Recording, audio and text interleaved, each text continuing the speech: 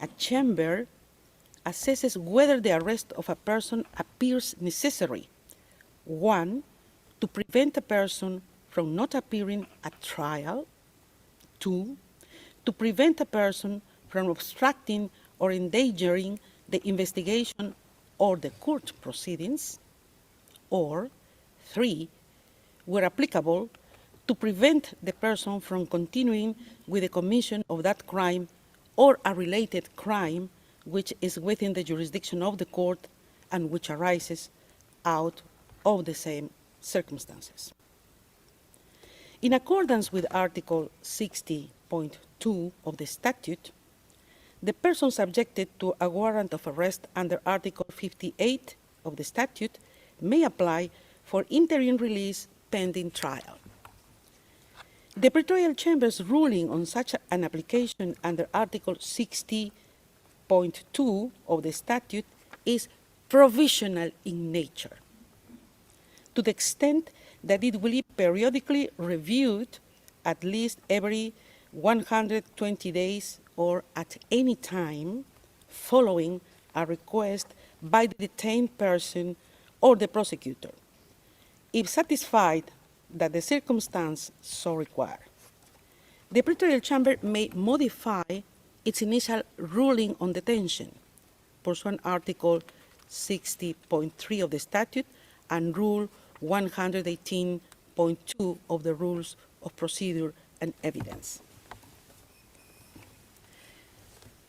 Regarding the first ground of appeal and the question of whether the Pretorial Chamber erred in law by relying on hypothetical and non-specific risks to find that continued detention is warranted, the Appeals Chamber recalls that in determining whether the conditions pursuant Article 60.2 of the statute had been met, a chamber must find that detention appears necessary. In this context, the Appeals Chamber observes that a determination shall be made concerning the possibility and not the inevitability that one of the events listed in Article 58(1)b of the statute will occur, and that it is the responsibility of the relevant chamber to weigh the evidence before it pursuant to the relevant standard.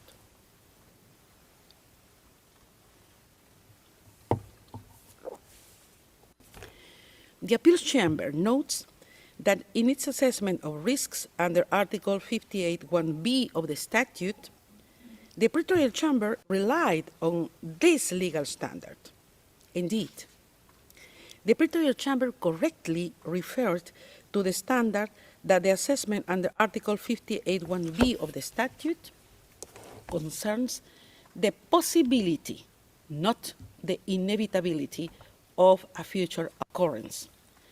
It then analyzed the material before it against this standard. Accordingly, the defense has failed to demonstrate that the Pretorial Chamber misapprehended the legal standard relevant to the assessment of risks under Article 58(1)b of the statute. With regard to the Pretorial Chamber's assessment and weighing of evidence in assessing risks pursuant Article 58(1)b, subparagraph 2 of the statute, the Appeals Chamber notes that the Pretorial Chamber made reference to 5 documents, including media articles, publications of non-governmental organizations, and a book which, in its view, indicated that Mr. Duterte's inclination to interfere with investigation against him. In relation to the first document, a media article, the Appeals Chamber finds that it was not unreasonable for the Pretorial Chamber to rely on this document for its finding. Whilst this document does not mention Mr. Duterte himself as being directly involved in briefing individuals, it does not refer to statements of close, it does refer to statements of close associates including one where individuals would have been told to remain loyal. In any event, the appeals chamber observes that Mr. Duterte's alleged involvement in briefing individuals is but one of the factors that the pretrial chamber took into account to support its conclusions on Mr. Duterte's inclination to interfere with investigations against him. In relation to the other 4 documents, a book, 2 publications of non-governmental organizations, and a press article, the appeals chamber recalls that there does not exist in the applicable law of the court any impediment to use of newspapers, articles, or other public or open sources for the purposes of assessing the requirement under Article 58(1) of the statute. Nor is there any requirement that such material be corroborated. Noting this, the appeals chamber considers that it is possible to discern how the pretrial chamber reached its conclusion on Mr. Duterte's alleged involvement in the threatening and taking of retaliatory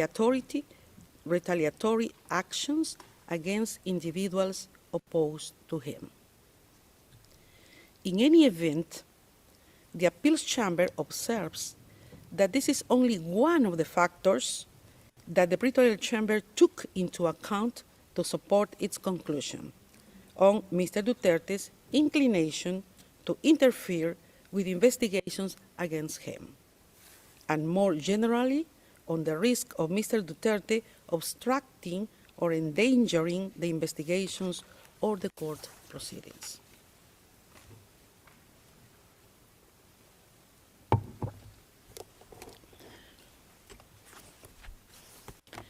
For these reasons, the appeals chamber considers that the defense has failed to demonstrate an error in the pretrial chamber's assessment and weighing of evidence before it in the context of its consideration of the risk under Article 58(1)(b), subparagraph 2 of the statute. In relation to the pretrial chamber's reliance on the notion of a network of supporters, the appeals chamber recalls that it has considered that it is sufficient for a chamber to establish that it is possible that a suspect had the necessary assets to abscond, and that there is a risk that a suspect has the financial means to abscond on the basis of concrete evidence. The appeals chamber has also held that the existence of a supportive network and financial means may be relevant to determining whether there is a risk that a person may evade justice or interfere with the investigation, and that access to the international contacts could provide the means to enable a suspect to abscond, whether or not there was evidence that the suspect would actually utilize such contacts. In the impugned decision, in determining whether Mr. Duterte posed a flight risk under Article 58(1)(b), subparagraph 1 of the statute, the pretrial chamber considered that he appears to have the necessary political contacts as well as to benefit from a network of support within the Philippines. The appeals chamber considers that contrary to the defense's argument, the pretrial chamber specifically outlined why it found that there existed a network of supporters in relation to Mr. Duterte, and for which reason this supported its conclusion that the risk under Article 58(1)(b), subparagraph 1 of the statute was established. In the view of the appeals chamber, the manner in which the pretrial chamber undertook this assessment was case-specific, as it took into account the specific circumstances of Mr. Duterte, amongst others, his position as former president of the Philippines and his recent re-election as mayor of Davao City in May 2025. It follows that the defense has failed to demonstrate that the pretrial chamber committed an error in assessing and considering Mr. Duterte's network of supporters for the purpose of its examination of the risk under Article 58(1)(b), subparagraph 1 of the statute. Further, under the first ground of appeal, the defense argues that the pretrial chamber's alleged reliance on irrelevant considerations led to errors of law and fact. Regarding the arguments on the assessment of evidence and, in particular, the defense's contention that a number of factors relied on by the pretrial chamber were irrelevant, the appeals chamber notes that when assessing the risk under Article 58(1)(b), subparagraph 1 of the statute, the pretrial chamber relied on several factors in support of its finding that such risk existed. It relied on a statement by Mr. Duterte, statements by others, Mr. Duterte's position as a former president of the Philippines and his recent re-election as mayor of Davao City, as well as the matter of the gravity of the alleged crimes and concomitant sentence in case of conviction. The appeals chamber observes that the defense does not explain why, in its view, these factors were irrelevant to the pretrial chamber's assessment. Without more, the defense has failed to substantiate that the pretrial chamber's reasoning and assessment were unreasonable.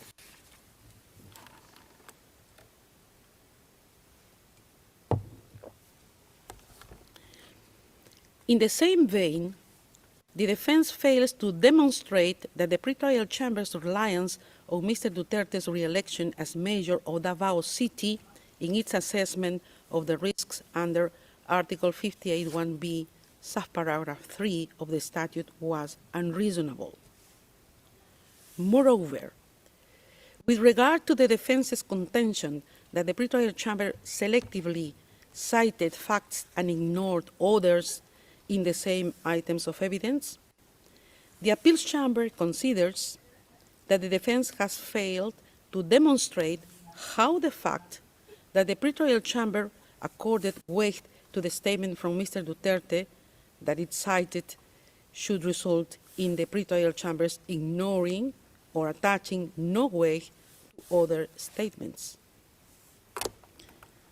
Regarding gravity and concomitant sentences in case of conviction, it is recalled that the appeals chamber has consistently held that these factors are relevant considerations in assessing the risk under Article 58(1)(b), subparagraph 1 of the statute, as these are factors that may increase an incentive of a person to abscond. In the present instance, the gravity of the alleged crimes and the possibility of a lengthy sentence was but one of the factors the pretrial chamber took into account in its assessment of risks under Article 58(1)(b), subparagraph 1 and 2 of the statute. And it looked at the specific allegations against Mr. Duterte. It follows that the defense has failed to demonstrate an error. Regarding the question of whether the pretrial chamber erred in fact by failing to give appropriate weight to relevant facts, specifically Mr. Duterte's health condition and its mitigating effect on the risk factors set out in Article 58(1)(b) of the statute as argued by the defense, the appeals chamber recalls that there is no provision in the court's legal texts that specifically provides for the interim or conditional release of a detained person on health grounds. Nevertheless, the appeals chamber has indicated that the medical condition of a detained person may have an effect on the risks under Article 58(1)(b) of the statute, and may be a reason for a pretrial chamber to grant interim release with conditions. The appeals chamber considers that such a determination is necessarily case-specific. Contrary to the defense's assertion, nowhere did the pretrial chamber suggest that it was precluded from assessing the information about Mr. Duterte's health within the context of its assessment under Article 60.2 of the statute. Rather, it noted the reports placed before it and considered that they were unable to affect its finding on risks under Article 58(1)(b) of the statute. The defense has failed to show that the pretrial chamber's approach was unreasonable. For these reasons, having rejected the defense's argument under this ground of appeal, the first ground of appeal is rejected.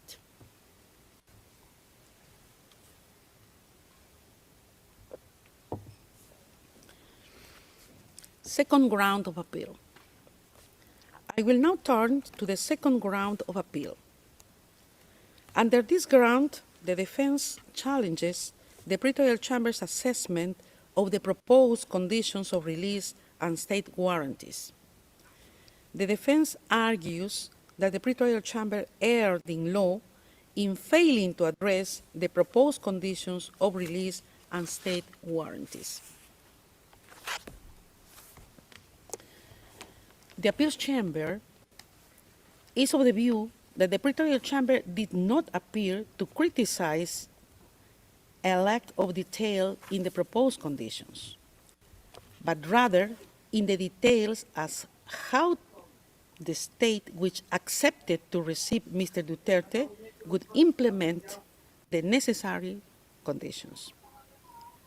The pretrial chamber did not consider release with conditions as required, but found that in the circumstances before it, the risks it had identified could not be mitigated by the proposed conditions.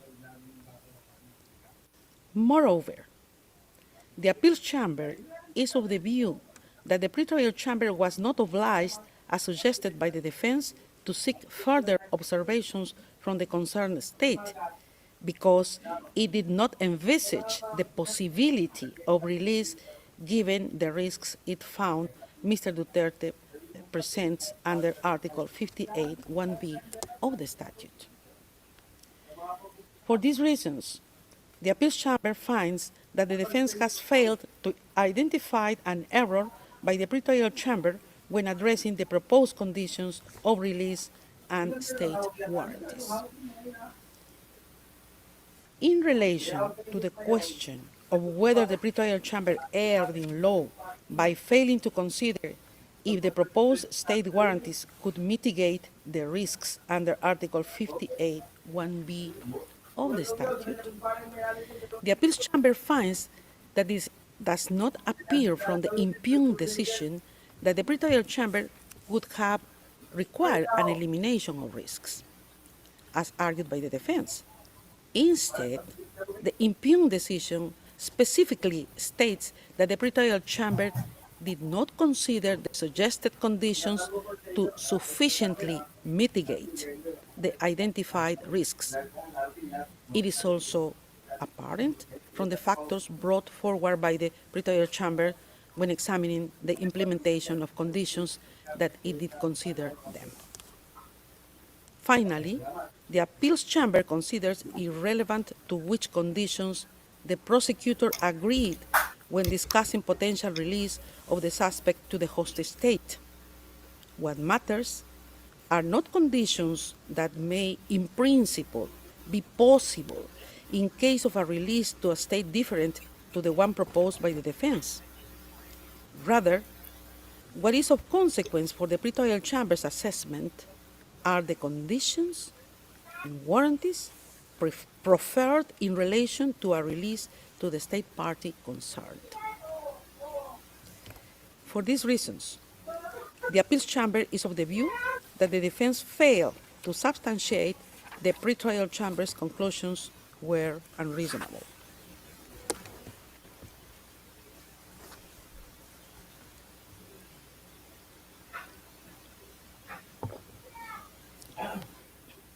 Regarding the defense's contention that the pretrial chamber erred in fact and law by taking into account irrelevant considerations in respect to the state warranties, the appeals chamber considers that the pretrial chamber's finding mainly related to the implementation and enforcement of the proposed conditions. It considered the practical implications of ensuring adherence to the proposed proffered conditions in a situation such as the one at hand. It did so against the backdrop of having found that all three risks under Article 58(1)(b) of the statute were established.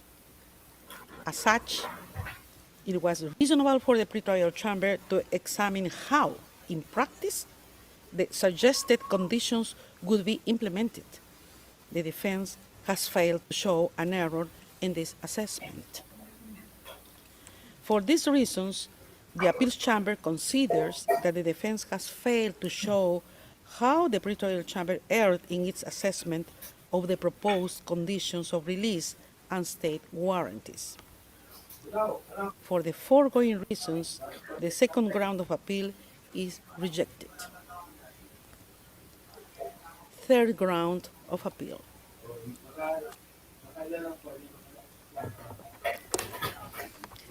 Regarding the third ground of appeal, within which the defense argues that the pretrial chamber erred in not considering humanitarian grounds either as independent consideration or mitigating factor in assessing interim release, the appeals chamber considers that the pretrial chamber did not refuse to address the question of interim release on humanitarian grounds. Rather, it gave the reasons for which, in its view, the humanitarian grounds advanced by the defense were not sufficiently set out in the case at hand. Further, the appeals chamber recalls that the medical condition of a detained person may be a reason for a chamber to grant interim release with conditions, and that the chamber enjoys discretion when deciding on conditional release. The appeals chamber considers that it is not apparent from the pretrial chamber's assessment that it was unreasonable. The pretrial chamber found the existence of risks under Article 58(1)(b) of the statute, which were not mitigated by Mr. Duterte's purported condition, and also could not be mitigated by any condition imposed upon release. The pretrial chamber then proceeded to analyze whether humanitarian grounds, as argued by the defense, could justify release on conditions. The appeals chamber thus considers that the pretrial chamber assessed relevant information before it in light of the arguments made by the defense and reached its conclusion on this basis. It follows that the defense has failed to demonstrate that the pretrial chamber's assessment was unreasonable. Accordingly, the appeals chamber finds that the defense has failed to show that the pretrial chamber erred in its assessment. For these reasons, the third ground of appeal is rejected. Finally, The appeals chamber notes that the pretrial chamber reached its conclusions in relation to the risks enumerated in Article 58(1)(b) of the statute on the basis of a comprehensive assessment of the information before it. In the present case, having rejected the three grounds of appeal presented by the defense in the appeal brief, the appeals chambers unanimously confirms the impugned decision. This brings us to the end of the summary of the appeals chamber's judgment. The judgment will be notified to the parties and participants after the hearing. Translations of the summary will also be available in due course. I would like to thank the court reporters, interpreters, and other registry staff for their valuable assistance today in holding this hearing. The hearing is adjourned. All rise. We will.